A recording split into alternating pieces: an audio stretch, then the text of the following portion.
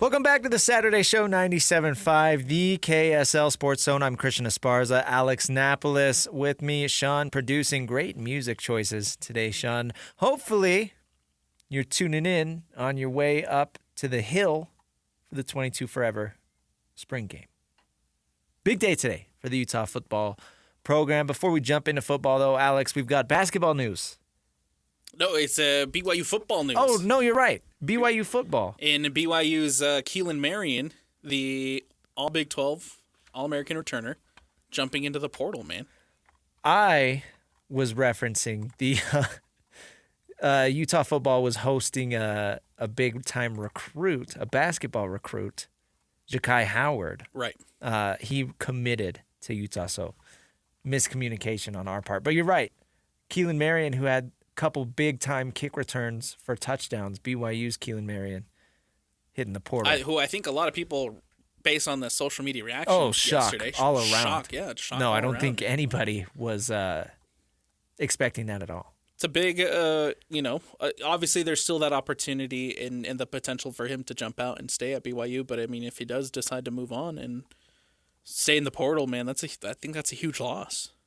Yeah, I wonder if, I don't know, because special teams are huge. Having a guy that can be consistent on returns and help pick up yardage for you is a really underrated aspect, and especially when you've got a guy who can house it. Well, he had, 3 touchdowns last year? Yeah, man, and especially after the season that BYU had where they were elevated by special teams. Right. They don't have 11 wins last year if it wasn't for their special teams, so we'll see what happens there. But big loss, man. On to this, the 22 Forever spring game. Begins at 1. Obviously, it honors the memories of Ty Jordan and Aaron Lowe. They sell tickets. And I think it's interesting that they're still doing this game because so many other programs, right, obviously not doing a spring game anymore. So shout out to the University of Utah for continuing to do this. Obviously, their spring game means a little more because of the Memorial Scholarship. And by the way, all proceeds they benefit the 22 Forever Memorial Scholarship.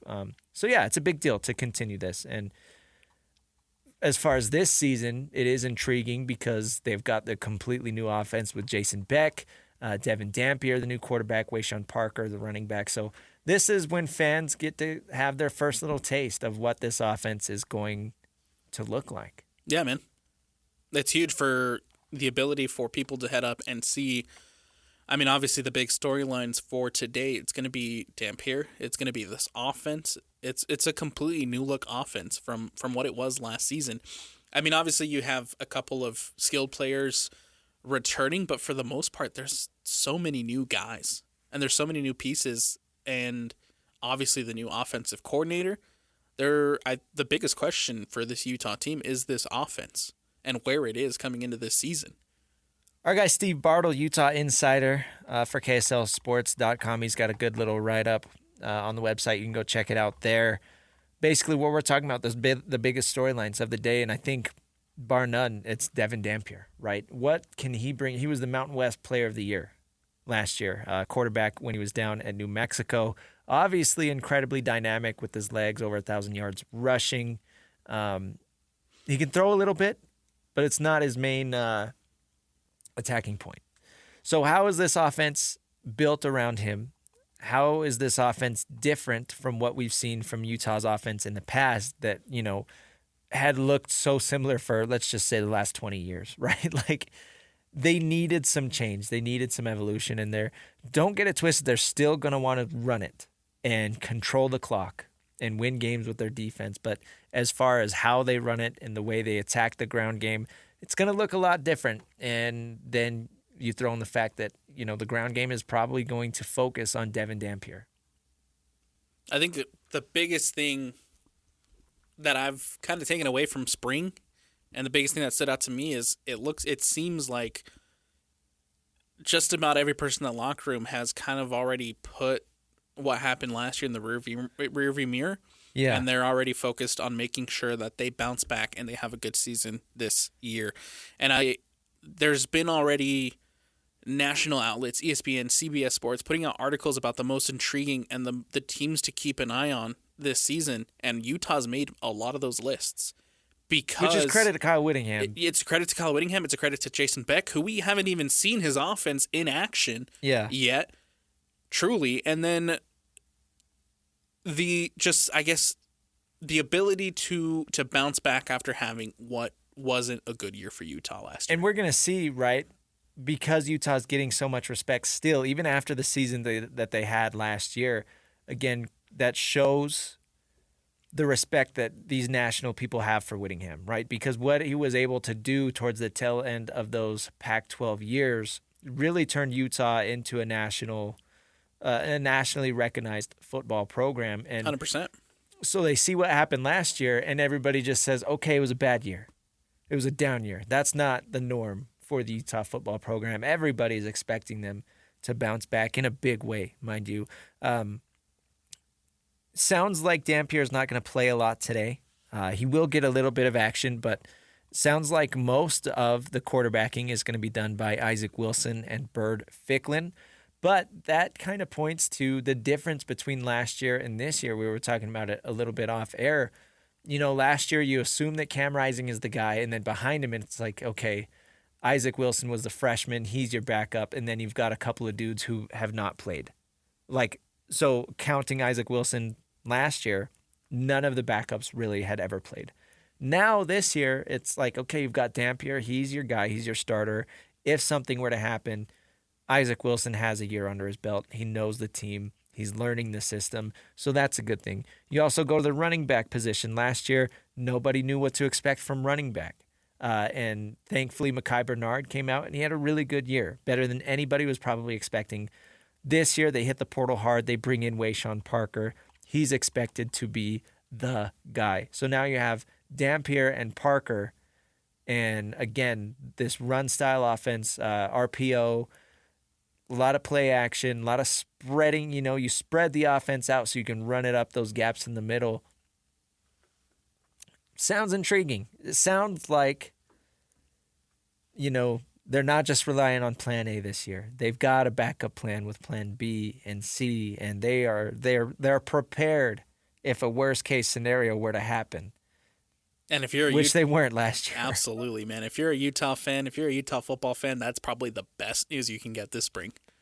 And it's just, I mean, after, you know, they decide to not bring Cam Rising back, it's just so nice that they were able to find Dampier in the portal and identify, of course, Dampier and Beck as the package deal, right? Which is always a bonus, getting an offensive coordinator who can bring the quarterback with them, who knows the system. But it's nice that they have something, you know. They very easily could have whiffed on Beck, not had a quarterback, and prepared for another down year. So who knows? But thankfully, that's not where they're at. And then you have, you know, a lot of positive reports coming out from spring ball about Isaac Wilson and about Bird Ficklin.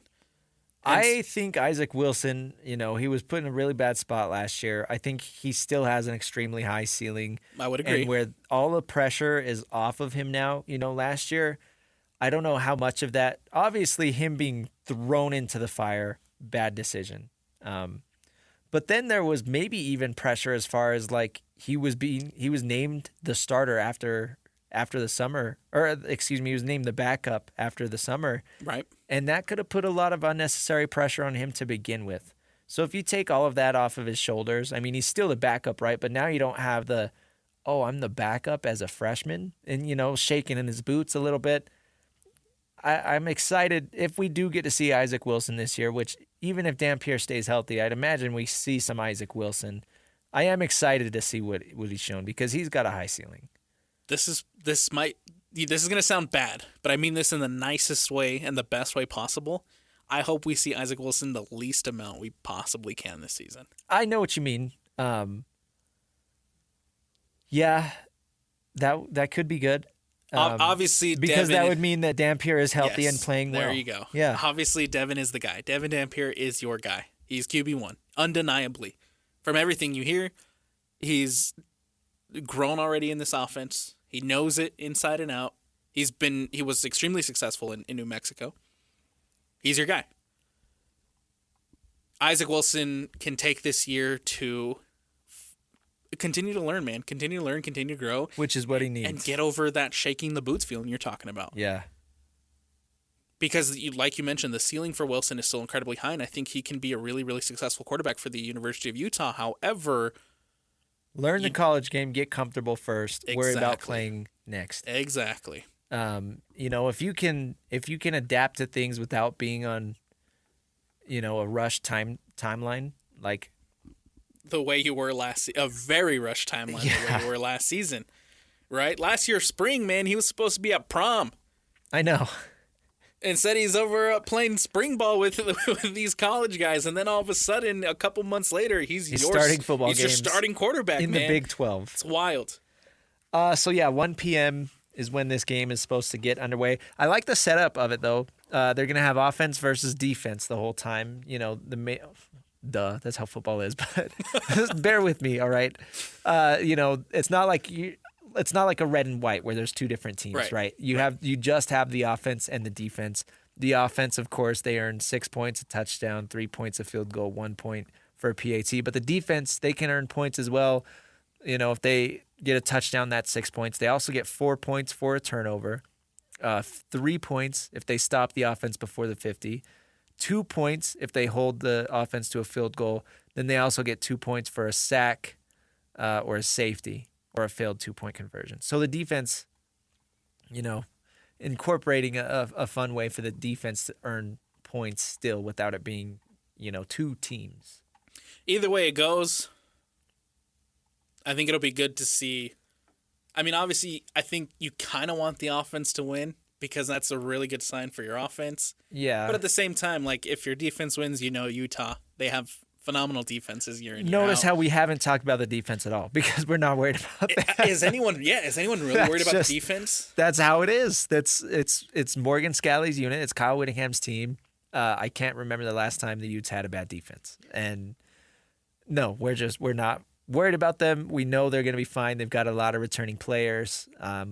No reason for any worry whatsoever. So before we go to break, just a quick question to throw out to you. Earlier in the week, you hear Kyle Whittingham make comments that they're shopping in the portal for cornerbacks, D tackles, and a potentially more to reinforce that D line. Does that bring up any concern to you, or is that just mostly we need more depth? Depth, because you look at name those positions again. Cornerback and D line, basically. That's where they had injuries last year. Right? They had a corner go down week 1. They had a corner leave in the transfer portal. Tafuna left. He got drafted. They had a D lineman leave in the transfer portal, right? So they've already got talent. You plan on guys leaving every year, right? So they were, I'm sure, had depth already. But then you've got, those are positions that are rotated in anyways. You hardly ever see the same 4 or 5 D linemen play the entire game, especially with Utah. They like to rotate their guys out. So it's good to have depth. And then at corner as well, I mean, Utah's churning these guys out every year, putting DBs in the league, right? So if you're able to be one of the premier programs at turning guys pro, that kind of gives you a leg up in the portal. And you can kind of, it's like luxury shopping, walking past the Gucci store, saying, I don't need shoes, but I have the money. I'm going to go in and buy myself some shoes and a Gucci belt. Like, you just have the luxury of being able to say, you can contact the player when they're in the portal and be like, hey, come play for us. I basically bring that up because, from what it sounds like, the starters and the players that you're going to expect to be on that unit, on that first team unit, it sounds like they're solid. They're good. There's some rising stars coming up too as well. But injuries has been a big story for Utah. Yeah. Year in and year out. Last year, the year before, certainly. It's been a big storyline for this University of Utah football program, and so you want to make sure that you're set and ready to roll if that happens. It's better to have too much depth and guys upset about playing time than it is to not have any depth. It's a good way to look at it. You'd rather have too many guys than not have enough guys. I would agree. And 100% agree. Odds are, again, there are going to be guys from this defense drafted in 2026. there are going to be guys from this defense hitting the portal in 2026. You're always going to need depth. And it's, you don't want to fill holes when they happen. It's kind of preventative, right? You want to kind of predict and say, okay, we've got these guys that are probably, thinking about leaving within the next year or two. How can we best prepare ourselves for when that happens, if it even does, right? So it's kind of just getting out ahead of things and preparing yourself, getting out ahead of it. I think bottom line, Utah is primed for a big bounce back year. I certainly hope so. And we can just hope that translates onto. I'll tell you what, I do like to joke about it while we're talking spring ball, and we'll end on this. My favorite thing is, you never hear a bad thing in spring ball. No, you never do. We are going to hear how great everybody looked. Yeah. And I'm sure that there are going to be some good performances. And it's a nice reminder that football is kind of almost around the corner. But I will say, take everything with a grain of salt. You don't ever really learn anything in spring ball. We know a lot of things, right? We talked about what we know already. Today's game isn't going to change any of that. So just keep that in mind. But all in all, again, happy that Utah is still doing this because we've got programs, other programs in the state aren't doing a spring game. And it's hard because teams don't want to lose their players to the portal, and that's why they're not doing these spring games. But shout out to Utah for continuing it because it is, people get a hunger for football during the spring and summer, so it's nice to kind of scratch that itch. Yeah, man. Let's hit a break. Coming up next, let's preview some NBA playoffs a little bit. Play-in tournament wrapped up last night, and then we've got the playoffs first round starting today, so we'll hit that next. This is the Saturday Show 97.5, the KSL Sports Zone. Welcome back to the Saturday Show 97.5, the KSL Sports Zone. I'm Christian Esparza, Alex Napoles with me. Alex, it's playoff time for the NBA. I was thinking on the way in, I was like, you know what? It's hard to get interested in this with the Jazz on the complete opposite end. But then as I'm looking through these matchups, I'm like, you know what? This could be a really fun year for the NBA playoffs. There's a lot going on. The play-in tournament wrapped up last night. The Mavericks on their way out. Defense wins championships. That's what Nico Harrison said when he traded Luka Doncic away for Anthony Davis. Oh, dude, we missed that on our technical fouls. That's a huge technical foul. Oh, well, I saved it for this. And I mean, we're giving him technical fouls every week. So he's kind of like he's like Dion. Pretty much. Yeah. The Mavericks look like idiots. They're bounced from the playoffs. You know what? I'll say it. Nico Harrison might actually be a smart guy. Elaborate. So basically, he's going to get fired, and then he probably doesn't have to work again forever for the rest of his life. I guess. Early retirement. So, That's what everybody wants. Make it up, climb the ladder, become an NBA GM, make one bad move. The whole world hates you. And then you can just disappear and live off your contract buyout. This whole exclusive meeting with the Dallas media and not allowing anybody to record anything that was said. It's weird. Well, it basically sounds like all the reporters punked him anyways. Had him shaking in his boots. As far as, basically just grilling him with why. Why would you ever do this? Yeah, man. And it's a fair question to ask. Yeah, and he couldn't give an answer. Here we are, the trade happened in February. Yeah. And we're still talking about it because it's so mind-boggling, and we still don't know everything that went down behind the scenes. No. Maybe one day we'll get a tell. What shady stuff happened behind the scenes that made him even want to do this anyway? He claims that defense wins championships, and they needed Anthony Davis for it. And so you give away Luka? They don't even make the playoffs. It's still mind-boggling.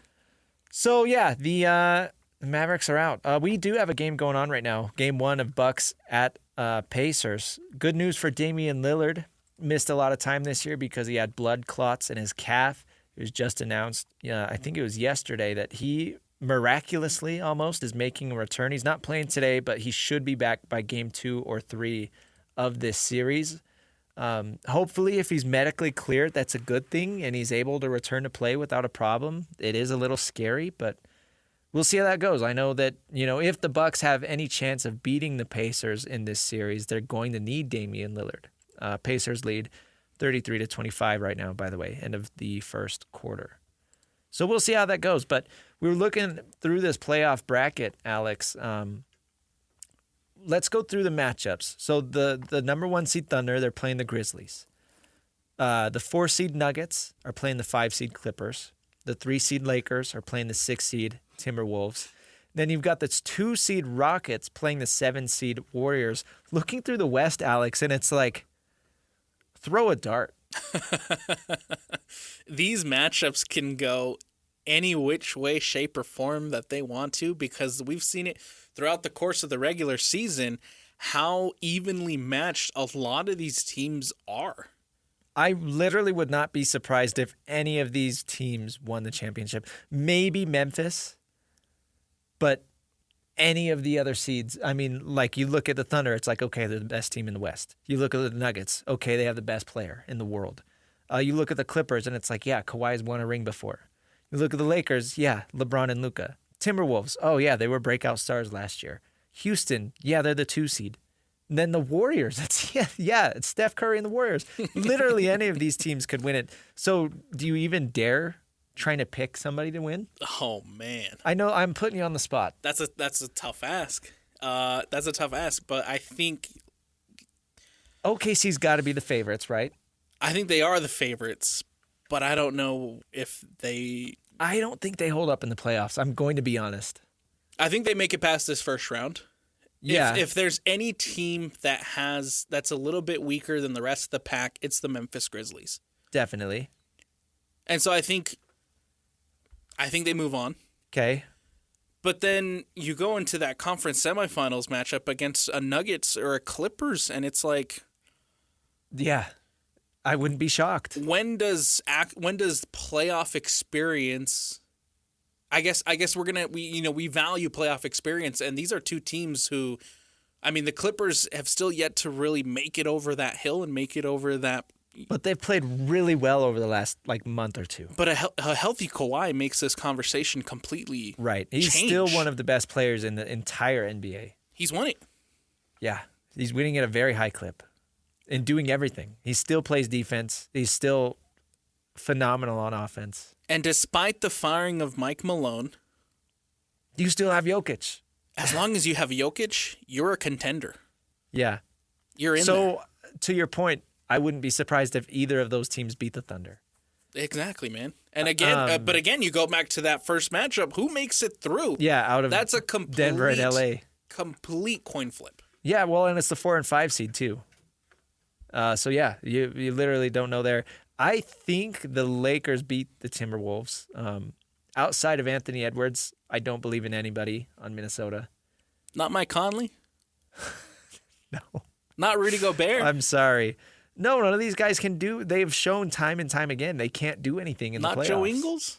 Not Joe Ingles. No. Anthony Edwards, surprisingly, one of the best 3-point shooters in the league this year. That kind of came out of nowhere. As far as makes, I don't know how many attempts he took, but he was one of the only players to make, I think it was 300 threes this year. So that's crazy. But yeah, I think a motivated Luka Doncic can do anything. And then LeBron James is LeBron James, and he's done it the most out of anybody in this tournament. So I think the Lakers could go as far as, their only weak spot is their front court, really. But I don't think that's really going to hurt them against Minnesota. So I think the Lakers move on. I wouldn't be surprised if they make a run, but I'll definitely pick them to go past Minnesota. I think they make some sort of run, but let's pump the brakes on saying the Lakers are going to win it all. I didn't say that. I think I'm they not could saying make a you run. did. I'm not saying you did, but I've seen the talks online. Well, they're all Lakers fans. All the Lakers fans are already And overinflated egos saying they're going to win the whole thing. But the Rockets kind of came out of nowhere to be the 2 seed. And they're doing it all without a bona fide star, right? Out of all these teams, they don't have a face of their team. They're kind of just a bunch of young guys that are slowly developing, and they're solid. Really good depth. I think for, biasly, I hope the Warriors move on. Yeah, I mean, I want to see Steph and Jimmy win as much as possible. My dislike for Dylan Brooks. Oh, that's a good point. Yeah. It kind of overshadows the Oh success my gosh, of how the many Rockets. technicals are we going to get between Dylan Brooks and Draymond Green? That's what I'm saying, man. Ugh, That's what unwatchable. I'm saying. Yeah, so regardless, I think main takeaway from the West could be literally anybody. I think for me, the biggest and the most exciting and the most intriguing matchups out of all these matchups, it's Denver Clippers. I think they're all going to be good series. I don't think they're all going to be good series. Don't get me wrong, but I think the one that has like the Game 7 crazy ending potential. Yeah, it's going to be 4 and 5. I'm with you there. Over the East, it's a little more cut and dry. I mean, obviously the Cavaliers and the Celtics are head and shoulders above everybody else. If it's not one of those teams that makes the finals, I would be floored. I'd be shocked. I don't believe in the Knicks. I mean, there's no way that they can stay healthy throughout a playoff tournament. Just how much they play each of their individual players. The Pacers, don't really believe in them. I know Tyrese Halliburton has his moments. I like Pascal Siakam, but they just don't have the juice, right? It's interesting because I don't believe in the Pacers to make it to the finals, but I do believe in the Pacers to beat the Bucks. Yeah, especially if Dame struggles returning to conditioning or whatever. Yeah. And he's forced back in too early, because outside of Giannis, the Bucks are in a lot of trouble. They really don't have, even when Dame is healthy and playing, he's not the Dame that we know.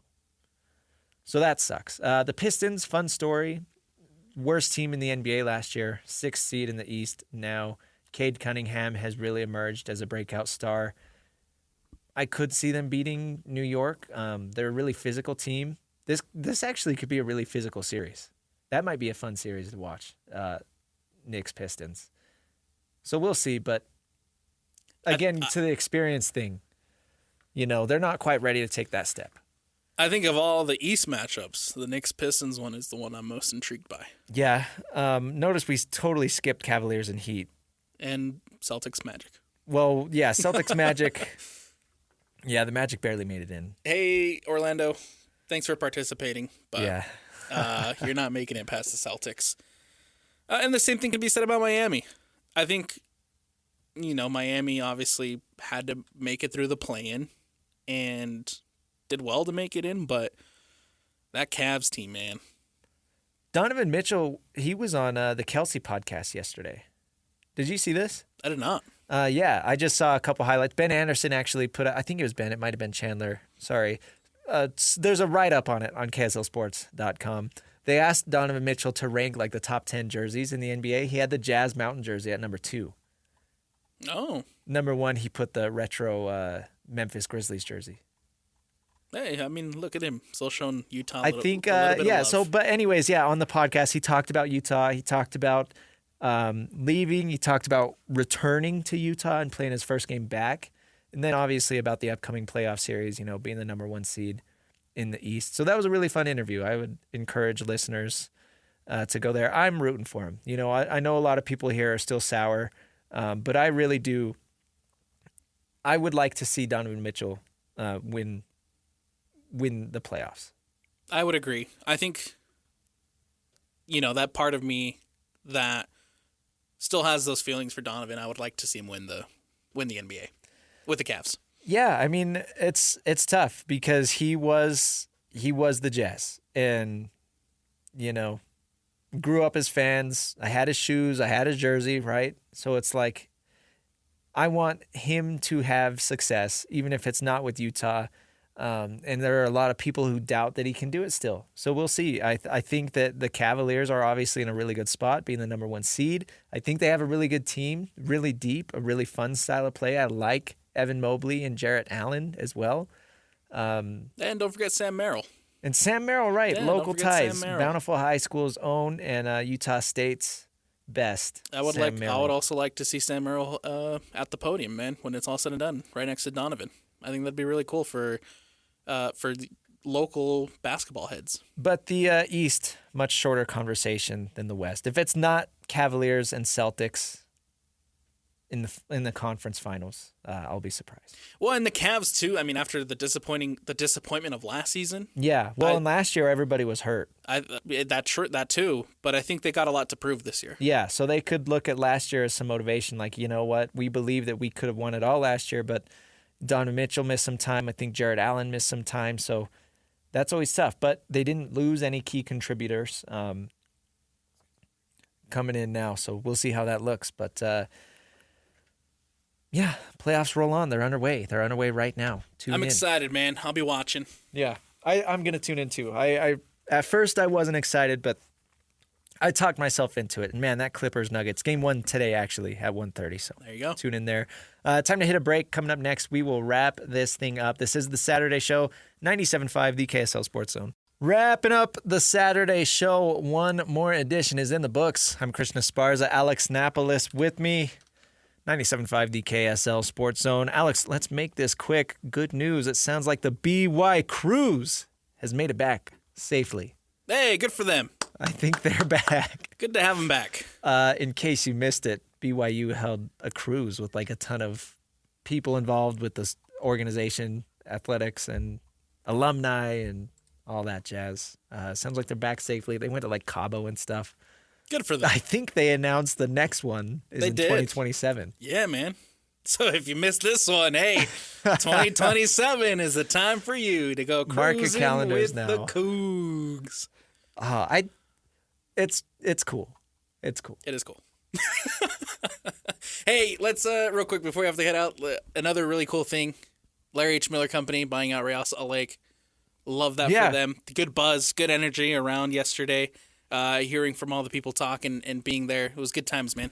Again, all the interviews are posted where you can find them. We heard from Steve Starks, CEO of Larry H. Miller, David Blitzer, he was the majority owner. Now he's just a partial shareholder. Basically, it sounds like Blitzer, he's this guy who lives in New York. He owns like dang near 10 professional franchises. A lot. Sports all across the world. He just felt like it would be in better hands if it was handed over to somebody locally. And then obviously the Millers wanted to get back into owning more franchises. So they bought it. That was a really fun day yesterday at America First Field. Real quick schedule for today, RSL pre-match show 6:30, and then they will be against Toronto today at 7:30. And then we've got the Bees. They're playing at 7:20. And for any RSL fans listening, the DP9 is on his way. News? Hold on. He's on his way. On his way. You're teasing a move that is yet to come. All right. Do you think that we will have news in a week? Definitely this week. The transfer window closes on Wednesday. And so they're working this weekend to finalize it, and we'll hopefully get a confirmation here soon. Big month of April for Real Salt. Oh, yeah. All right, that's it. Thanks for listening. Enjoy your weekend. If you are at the 22 Forever Spring Game, have fun. And we'll catch you next week. This is the Saturday Show 97.5, the KSL Sports Zone.